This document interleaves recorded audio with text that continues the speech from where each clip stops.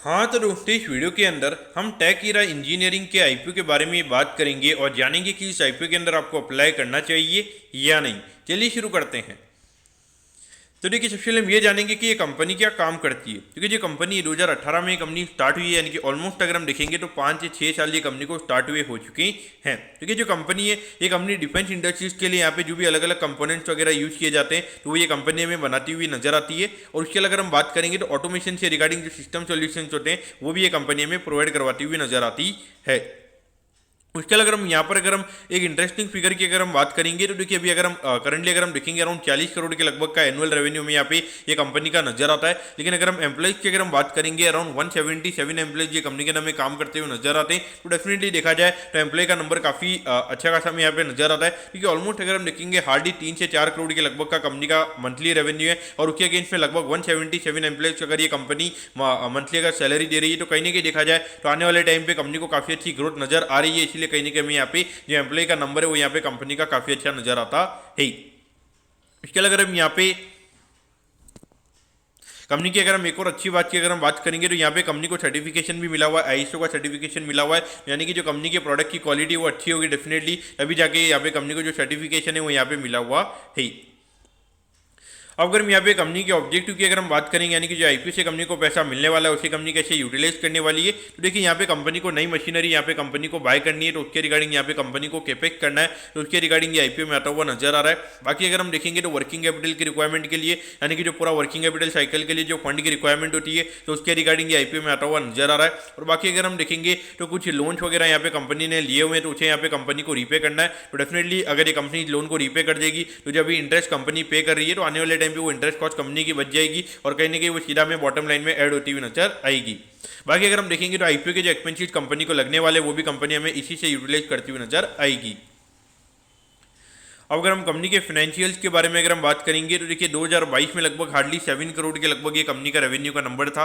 फिर ये नंबर हमें लगभग 26 करोड़ के लगभग होता हुआ नजर आया था और अभी रिसेंटली जो फाइनेंशियल ईयर खत्म हुआ है वहाँ पे लगभग 39 करोड़ के लगभग का रेवेन्यू का नंबर हमें यहाँ पे नजर आता है। डेफिनेटली देखा जाए तो ग्रोथ के नंबर काफी अच्छे है। अगर हम 2 साल में अगर हम बात करेंगे लगभग 5 गुना कंपनी का रेवेन्यू का नंबर हमें यहाँ पे होता हुआ नजर आया है। डेफिनेटली ग्रोथ के नंबर अच्छे हैं। हाँ, लेकिन आने वाले टाइम पे डेफिनेटली आपको इतने ग्रोथ के नंबर एक्सपेक्ट नहीं करने। लगभग मुझे लगता है कि अराउंड 25-30% के लगभग की ग्रोथ हमें यहाँ पे आने वाले 2 से 3 साल में और देखने को मिल सकती है। अगर हम प्रॉफिटेबिलिटी की बात करेंगे तो यहाँ पे लगभग 6 लाख के लगभग ये नंबर हमें यहाँ पे नजर आता है। यानी कि लगभग अगर हम देखेंगे यहाँ पे ये लैक्स में लिखा हुआ है लेकिन ये जो नंबर है ये नंबर करोड़ के अंदर है। ये 6 करोड़ के लगभग का लॉस हमें अभी कंपनी का नजर आता है। 2023 में अगर हम बात करेंगे लगभग 1 करोड़ के लगभग कंपनी का प्रॉफिट का नंबर था। अभी रिसेंटली जो फाइनेंशियल ईयर खत्म हुआ है वहाँ पे लगभग 4 करोड़ 82 लाख के लगभग का नंबर हमें यहाँ पे ये नजर आता है। तो ऑल वो देखा जाए हार्डली पहले जब कंपनी 6 करोड़ के लॉस में थी और अभी लगभग 4 करोड़ के प्रॉफिट में ये कंपनी हमें काम करती हुई नजर आ रही है। और इसमें भी अगर हम देखेंगे जो लोन वगैरह कंपनी ने यहाँ पे लिए हुए हैं तो उसको यहाँ पे कंपनी अगर थोड़ा रीपे करेगी तो उसे आने वाले टाइम पे कहीं ना कहीं इंटरेस्ट कॉस्ट भी हमें यहाँ पे कंपनी के प्रॉफिट में हमें ऐड होता हुआ नजर आएगा। तो अच्छे खासे ग्रोथ के नंबर से हमें यहाँ पे आने वाले 2 से 3 साल में भी देखने को मिल सकते हैं। अब अगर हम यहाँ पे आईपीओ की डिटेल्स के बारे में अगर हम बात करेंगे तो देखिए 25 तारीख को ये आईपीओ में स्टार्ट होता हुआ नजर आएगा और 27 तारीख को ये आईपीओ में क्लोज होता हुआ नजर आएगा।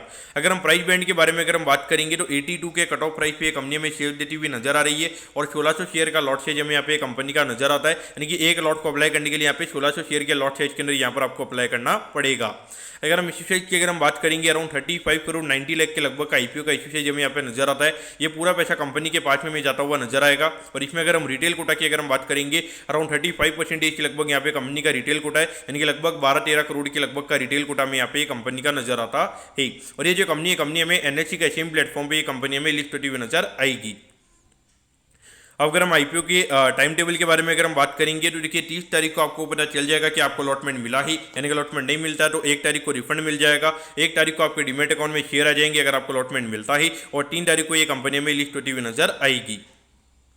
अब अगर हम एट दी एंड अगर हम कंपनी के वैल्यूएशन के पैरामीटर्स की अगर हम बात करेंगे तो देखिए अराउंड 135 करोड़ के मार्केट कैप पे कंपनी का आईपीओ में आता हुआ नजर आ रहा है। तो उसके हिसाब से अगर हम वैल्यूएशन वाइज अगर हम बात करेंगे तो अराउंड 30 के पी रेशियो पे ये कंपनी का आईपीओ में आता हुआ नजर आ रहा है। तो ऐसे में कंपनी के हिसाब से अगर हम बात करेंगे तो कहीं की जो कंपनी के वैल्यूएशन है वो कहीं की थोड़े हायर साइड में हमें यहाँ पे नजर आते हैं, जिससे कहीं की अगर हम देखेंगे थोड़ा अपसाइड पोटेंशियल हमें यहाँ पे लिमिटेड नजर आता है। लेकिन जिस तरीके की ग्रोथ यहाँ पे कंपनी ने दिखाई है, यानी कि ऑलमोस्ट अगर हम देखेंगे 2 साल में लगभग 5 गुना कंपनी के रेवेन्यू के नंबर्स यहाँ पे हुए हैं। डेफिनेटली उसको देखिए मार्केट एक बार को यहाँ पे लिस्टिंग के पॉइंट ऑफ व्यू अगर हम बात करेंगे तो मार्केट एक बार के लिए डेफिनेटली यहाँ पे जो इनका जो डेफिनेटली जो हाई पी वाला जो नंबर है वो डेफिनेटली एक बार के लिए मार्केट इग्नोर करेगा, लेकिन लॉन्ग टर्म में डेफिनेटली मार्केट यहाँ पे पी को डेफिनेटली वॉच करेगा। तो इसीलिए मुझे लगता है कि अगर आपको लिस्टिंग गेन के लिए अगर अप्लाई करना है तो मेरे ख्याल से अप्लाई किया जा सकता है। मुझे लगता है कि अराउंड 30 से 40% के प्रीमियम पे ये कंपनी हमें खुलती हुई नजर आ सकती है। तो उस पॉइंट ऑफ व्यू से अगर ये कंपनी अगर 40% के प्रीमियम पे अगर ये कंपनी खुलेगी तो सीधा लगभग 40-45 के लगभग ये कंपनी का पी रेशियो में होता हुआ नजर आएगा।